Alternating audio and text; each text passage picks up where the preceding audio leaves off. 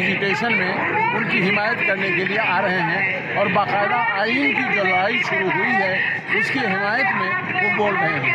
इस सिलसिले में आज दिल्ली से तशरीफ़ लाए मशहूर और मारूफ हमारे नौजवान दानिश्वर जनाब अमीर कानवी साहब। आपको यहाँ की तहरीक, आपने शाहीन बाग भी देखा होगा, आपने और दूसरे मकामात पे भी गए होंगे, आपको कैसा लगा? इनकी तहरीक से क्या अंदाज़ा है? सबसे पहले मशरिक न्यूज़ को बहुत मुबारकबाद कि आप इस तारीख़ी ख़वातीनों की तहरीक को कवर करें।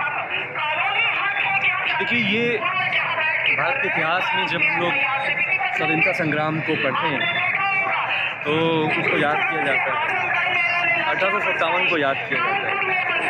इसी तरह भारत की तारीख़ में भारत की महिलाओं की आंदोलन की तारीख़, ये जो 19 दिसंबर के बाद 2019 में जो ये आंदोलन हुआ सीए एनआरसी एनपीआर के खिलाफ, हमेशा तारीख़ में से याद किया। दुनिया की तारीख़ में जब भी ख़वातीन महिलाएं जिस आंदोलन में शामिल होती हैं वो हमेशा कामयाब होती हैं, क्योंकि महिलाएं, ख़वातीन, ये जो आधी आबादी है, ये दुनिया आधी उनसे थी। ये अलग बात है कि किसी वजूहात से ख़वातीन इस मामले में पीछे थी, लेकिन उन्हें ये लगा कि जिन औलादों को वो जन्म दे रही हैं, जिन बच्चों को वो बड़ा कर रही हैं, अगर वो आज नहीं लड़ी, कल जो है बहुत अंधेरा होगा। और मुल्क में एक बहुत बड़ा तबका जो गरीबों का है, मुस्लिमों का है, वो डी वोटर होकर नागरिकता खोते हैं। तो ये उनको भी बात समझ में आई और लोग ये समझते हैं कि जो पढ़े लिखे लोग हैं वही सारी बातों को समझते हैं। ऐसा नहीं है। हमेशा जब किसानों के आंदोलन होते हैं तो आपने देखा है कि जो किसान महिलाएं हैं, मजदूरों के आंदोलन होते हैं तो आंगनवाड़ी के लोग या एनएम के लोग, आशा वर्कर जो है, वो लोग लड़ाई लड़ती हैं। और इसलिए मुस्लिम ख़वातीन भी आई और ये एक तारीफ़ होती जो लखनऊ तशरीफ़ लाए और इन्होंने इस तहरीक को जो यह घंटा घर पर चल रही है बहुत करीब से देखा और बहुत महसूस किया जो कुछ इस तहरीक के सिलसिले में। आपका क्या ख्याल है इनके बारे में? तहरीक जो चल रही है, जो आज हमारे बीच में महिलाएं निकल के आई हैं, इस देश के इतिहास में पहली घटना है जब इतनी तादाद में महिलाएं इस देश में जो है अपने जो है अधिकारों के लिए रोड पर निकल के आई हैं। इसको लेकर के हम लोगों ने जो है अलग अलग क्षेत्रों में जाकर के महिलाओं को, बच्चों को तारीफ़ की है और उनकी जो है हिम्मत की दाद दी है कि आज वो अपने कार्यों को, जो घरेलू कार्य थे जिसके लिए उनको जो है बंधन में बांधा गया है, उन बंधनों को तोड़ करके जो है सड़क पर आई हैं अपने अधिकारों को मांगने के लिए। हम उनका जो है धन्यवाद करते हैं और उसका अभिनंदन करते हैं और उनकी हिम्मत की दाद देते हैं। और मैं बताना चाहूँगा कि ये जो घटना हुई है 19 तारीख को दिसंबर में जो घटना हुई थी, उसमें मुझे पुलिस के द्वारा जो है मारा गया, मेरे ऊपर हमले हुए हैं और जेल भेजा गया। और इसको लेकर के और भी चीज़ कहना चाहेंगे, जो कानून आ रहा था, जिस समय कानून लाया जा रहा था, इस कानून को लेकर के इस देश के जो बुद्धिजीवी वर्ग रहे हैं, एक जो है फोरम बना संविधान बचाओ देश बचाओ अभियान के माध्यम से हम लोगों ने इस कानून की मुखालफत के लिए 8 दिसंबर को जो है हम लोगों ने जो है इसका विश्लेषण किया कि हमारे देश में ये जो कानून आएगा इसका क्या परिणाम निकलेगा, इस देश पर किस तरह से जो है इसका असर होगा। तो इसको लेकर के हम लोगों ने 9 दिसंबर को, जिस दिन ये पार्लियामेंट में पारित हो रहा था, जिस दिन इस पर चर्चा चल रही थी, तो हम लोगों ने इसको लेकर के जो है गांधी प्रतिमा के पास हम लोगों ने अपनी बात रखी थी, जिसमें लोगों ने हम लोगों की बात को सुना था। तो इसी परिप्रेक्ष्य में 19 तारीख को हम लोगों ने एक शांतिपूर्ण प्रदर्शन में अपनी जो है सहभागिता की, संविधान बचाओ देश बचाओ अभियान के माध्यम से हम लोग वहाँ शरीक हुए थे। जब ये कार्यक्रम लगभग समाप्ति पर था, ये जो प्रोटेस्ट था ये संवैधानिक था, लोकतांत्रिक रूप से हम लोग वहाँ पर आए हुए थे। लेकिन शाम के समय मेरे साथ सदफ जाफ़र जी थी। जब हम लोग शाम को निकले हैं वहाँ से, फैब इंडिया के पास में एक जो घर है, जिन्होंने हमारी संरक्षण दिया, हमें मदद की, जिसकी वजह से हम लोगों की जान बची। तो सारी घटनाक्रम को हम लोग जो है गेट के अंदर से देख रहे थे कि किस तरह से जो है लोग आगजनी कर रहे हैं, किस तरह से जो है लोग पत्थरबाजी कर रहे हैं। हम लोग गेट के अंदर से ये सारी चीज़ें देख रहे थे और पुलिस वालों से अपील कर रहे थे कि आप लोग जाइए, उनको रोकिए। लेकिन पुलिस वाला, कोई भी पुलिस वाला उन लोगों को जो है रोकने के लिए आगे नहीं बढ़ा। इस चीज़ को लेकर के हम लोग जो है घोर निंदा करते हैं कि इस देश में, इस प्रदेश में जो सरकार चल रही है, वो सरकार इस देश में वही व्यवस्था लानी चाहती है जो संवैधानिक नहीं है। ये संविधान को नहीं मानते हैं। इस देश में ब्राह्मणवादी मनुवादी व्यवस्था को स्थापित करना चाहते हैं। ये वो सरकार है। तो इसकी मुखालफत हम लोगों ने की। उसके बाद हम लोगों ने बार बार रिक्वेस्ट किया कि आप लोग जा कर के पुलिस वालों से, वहाँ पर कुछ पत्रकार बंधु भी थे, लेकिन पत्थरबाजी इतनी ज़्यादा हो रही थी कि पत्रकार बंधु वहाँ पर पहुँच नहीं पाए, जिनमें से एक पत्रकार बंधु को शायद चोट भी लगी थी और मेरे साथ सदफ मैडम थी और एक दो लोग थे, उनकी मदद भी की और फिर उनका जब कुछ उनको राहत महसूस हुई तो उनको बाहर भेजा गया। तो ये पूरा जो परिदृश्य हम लोगों ने देखा, जिसके बाद ये सारा जब हिंसा का जो प्रक्रिया रही है, हिंसा का जो दौर चला है, उस दौर की समाप्ति के बाद मैं और सदफ जी जो है बाहर निकले कि सारा चीज़ें ख़त्म हो चुकी है, अब थोड़ा माहौल शांत हो गया है। तो हम लोग वहाँ से निकले जहाँ पर हम लोग सुरक्षित स्थान पर थे। वहाँ से निकल करके जैसे ही हम लोग परिवर्तन चौक की तरफ बढ़े तो वहाँ मुझे खींच लिया गया, ऐसे पकड़ा गया और जो है अचानक मेरे ऊपर जो है लाठियों से जो है सर पे वार किया गया। तो 4-5 लाठियाँ जब पड़ी तो मेरा जो है मैं अपना होश खो बैठा और उस दौरान जो है सदफ जी को ले जा कर के जो है, क्योंकि मेरा उतना होश नहीं था। तो ये जुल्म, ये जो जातियाँ हुई, ये जो असॉल्ट किया गया है, ये जो आप समझ सकते हैं ना, इसकी जो है ना व्याख्या नहीं हो सकती कि कोई व्यक्ति इस देश में ऐसा भी हो सकता है जो पुलिस के रूप में हैवान बन गया। उसको ये समझ में नहीं आ रहा कि मेरे सामने इंसान है कि जानवर है। शायद एक व्यक्ति जानवर को भी जब मारता है तो ऐसी जगह मारता है कि जिससे उसको चोट या खरोंच ना लगे। ये जो सरकार रही है, इन्होंने जिस तरह से इनको आदेशित किया है कि लोगों पर जानलेवा हमला करिए, ये सारी चीज़ें वही दर्शाता है जो सदियों पुरानी व्यवस्था है। वो मार के लेके आते हैं, खींच के लेके आते हैं और वही चीज़ दिखाना चाहते हैं। तो हम लोग इसको ये दिखा, और भी चर्चाएं चल रही हैं क्योंकि मैं नॉन मुस्लिम हूँ, मैं ऐसे देश में रहा हूँ, हमारे पूर्वज ऐसे रहे हैं जिनको सदियों से सताया गया है। मैं इस देश के उस समाज का व्यक्ति हूँ जिसे जानवर से बदतर ज़िंदगी जीने के लिए मजबूर किया गया। तो ये जो लकीर खींची गई है, ये जो मुसलमान का जो शब्द हटाया गया है, मुसलमान के शब्द, ये जो लाइन खींची गई है, सिर्फ मुसलमानों को लेकर के नहीं है। इस देश में रहने वाले, सदियों से रहने वाले जो जातियां रही हैं, ओबीसी, एससी, एसटी, ओबीसी जो जातियां रही हैं, उनके ऊपर इनडायरेक्ट, जिसको डायरेक्ट जो लाइन खींची गई है मुसलमानों का नाम लेकर के, इनडायरेक्टली सबसे बड़ा प्रहार हमारे ऊपर होने वाला है। मैं जातियों को लेकर के खुले तौर पे ये कहना चाहता हूँ, क्योंकि जातियाँ ओबीसी, एससी, एसटी के रूप में हैं, लेकिन जो ओबीसी, एससी, एसटी में जातियाँ हैं उनके ऊपर किस तरह से प्रहार हो रहे हैं, इसको लेकर के भी विश्लेषण करना चाहिए।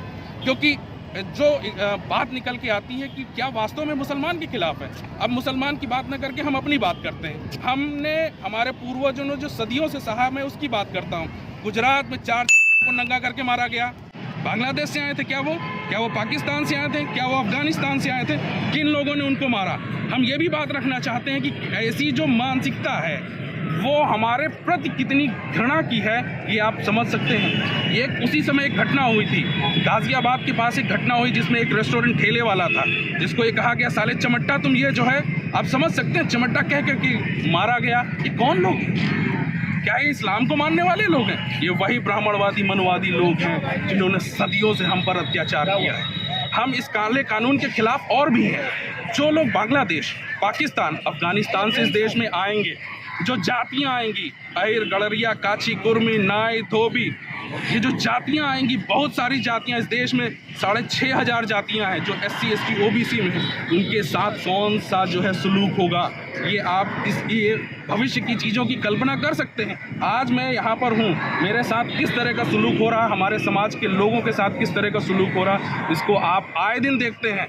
लड़कियों के साथ बलात्कार की स्थितियाँ हो रही, कौन से लोग बलात्कार कर रहे हैं। जो आप ये दोनों चीज़ों को देखें, अगर इस्लाम के लोगों का नाम उसमें आ रहा तो उनको जिंदा जलाया जा रहा, मारा जा रहा गोलियों से। और जो लोग ब्राह्मणवादी व्यवस्था की मानसिकता के लोग हैं, जो रेप करते हैं, हमारी बच्चियों के साथ बलात्कार करते हैं, उनको पुलिस संरक्षण दे रही है, उनके साथ शासन खड़ा हुआ है। तो ये दोहरी मानसिकता नहीं चलेगी। ये देश बाबा साहब के बनाए हुए संविधान के आधार पर चलेगा। हम उसकी बात करते हैं, ब्राह्मणवादी व्यवस्था के आधार पर, मनुवादी व्यवस्था के आधार पर नहीं चलेगा। इसलिए मैं इस देश के मुसलमान, इस देश के इस्लाम को मानने वाले लोगों के साथ खड़ा हुआ, उनके कदम से कदम मिला करके मैं चलूँगा, क्योंकि उनकी स्थिति वही है जो आज हमारी है। हम तो सदियों से झेल रहे हैं ना इनको। हमने हमारे पूर्वजों ने जिस तरह से चीज़ों को सहा है, इसलिए और भी चीज़ें निकल के आ रही हैं। तो हमारा विरोध यही है। हमारे एक बात और मैं कहना चाहूँगा, जो बांग्लादेश, पाकिस्तान, अफ़गानिस्तान से लोग आएंगे, जो जातियाँ आएंगी, इस्लाम को तो मैं थोड़ा सा इसलिए साइड में रखता हूँ कि जिस तरह से उन्होंने लकीर खींची है, इस्लाम का मामला नहीं है। वास्तव में अगर इसका जो विश्लेषण करेंगे, इस्लाम जो जातियाँ आएंगी उनको रखेंगे कहाँ? उनको क्या कागज़ का टुकड़ा दे करके सुबह शाम खिलाओगे कि तुम नागरिक हो गए हो, जिंदा रहो? उनको रहने के लिए ज़मीन चाहिए, मकान चाहिए। कैसे रहेगा? 3 मूलभूत आवश्यकताएं, रोटी, कपड़ा और मकान। कहाँ से देंगे आप? क्योंकि जो रोटी की बात आ रही है, आज भी आप देखिए, जो प्राइमरी स्कूल है, जो बच्चे जाते हैं उनको सड़ी हुई खिचड़ी दी जाती है। उन स्कूलों में कौन जा रहा है? हमारे समाज के लोग जा रहे हैं। नमक रोटी दी जा रही है, दूध में पानी मिला के दिया जा रहा है। तो जो बांग्लादेश से आएंगे, पाकिस्तान से आएंगे, अफ़गानिस्तान से, ठीक है, दो नागरिकता दीजिए, कोई समस्या नहीं। उनका मान सम्मान क्या होगा? वो लोग जब शादियां करेंगे तो क्या उनको भी घोड़ियों से उतार करके गोली मारोगे? क्योंकि मेरठ में आप देखिए जिस तरह से हमारे समाज के लोग जो है घोड़ियों पे बैठ के, आज जो समय है उनको गोली मारी जा रही है। कौन से लोग हैं ये? तो पूरा जो चक्र अगर आप देखेंगे, इस देश में इस्लाम की लाइन खींची गई है और इसके पीछे बहुत बड़ा षड्यंत्र है, साजिश है। इसको हमें समझने की जरूरत है। इंडिया सीपीआई के जनरल सेक्रेटरी अतुल कुमार रंजान साहब से बात करना चाहता हूं, जो इस वक्त लखनऊ के शाहीन बाग घंटा घर में मौजूद हैं और यहाँ पे वो ख़वातीन की चलने वाली एक तवील तहरीक में उनकी हिम्मत अफजाई के लिए यहाँ आए थे। अतुल साहब, अभी आपने अपनी तकरीर में एक बहुत अच्छी बात कही, साहिब की कई नज़मों का हवाला दिया, बहादुर शाह जफर का हवाला दिया। क्या आप महसूस कर रहे हैं अपनी लीडरशिप और तजर्बे की रोशनी में, समाजी खिदमत की रोशनी में, कि हमारी ख़वातीन जो बाहर आई है दहलीज को पहली बार बाहर निकली हैं, आपको क्या लगता है कि इन्होंने मजाज की ज़बान में क्या इन्होंने वाकई अपने आंचल को परचम बना लिया है? मुझे खुशी है कि 70 साल की आज़ादी के दौर में हमारी अक़लियत की ख़वातीनों में ये सोच और समझ पैदा हुई। हमारे तमाम आलिमों ने, हमारे समाज के तमाम बुजुर्गों ने, तमाम मदारिस ने ये रोशनी दी कि उठ के बढ़ो और उस लोगों से टक्कर लो जो तुम्हारे वजूद के खिलाफ लड़ते हैं, उन लोगों के साथ खड़े हो जो दहका हैं, उन लोगों के साथ खड़े हो जो पसमानदा हैं, उन लोगों के साथ बिना मजहब व मिल्लत की रोशनी में ये खड़े हो कि जो अपने हक की लड़ाई लड़े, उनके लिए खड़े हो। इसलिए मैं उनको सलाम करता हूँ। इस वक्त तहरीक को कई खतूत में बांटना चाहते हैं, कई हदों में बांटना चाहते हैं, मजहब के, ज़ात के, और ख़ास तौर से जो औरतों की तहरीक है, इसमें कहना, इसका नाम देना चाहते हैं कि एक तबके की लड़ाई है।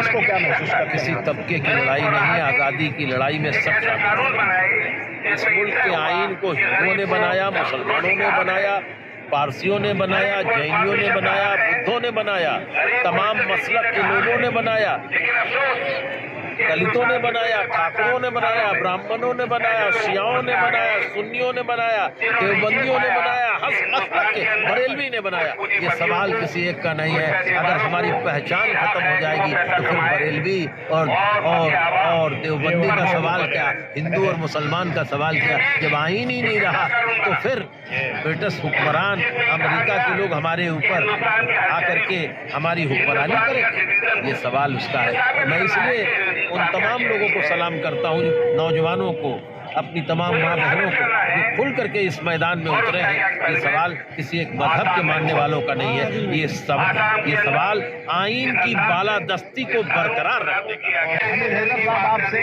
मैं सवाल करूंगा कि आप क्या महसूस कर रहे हैं कि ये जो माएँ और बहनें हमारी घरों से निकल के बाहर आई हैं, इनको कहाँ तक कामयाब मिलेगी? ऐसा है जैसे मैं 60 साल से पॉलिटिकल लाइफ 10 साल पे कांग्रेस रहा, उसके बाद कांग्रेस में आया, लोहिया का जेल में रहा, लेकिन कितने मूवमेंट चलाए हैं।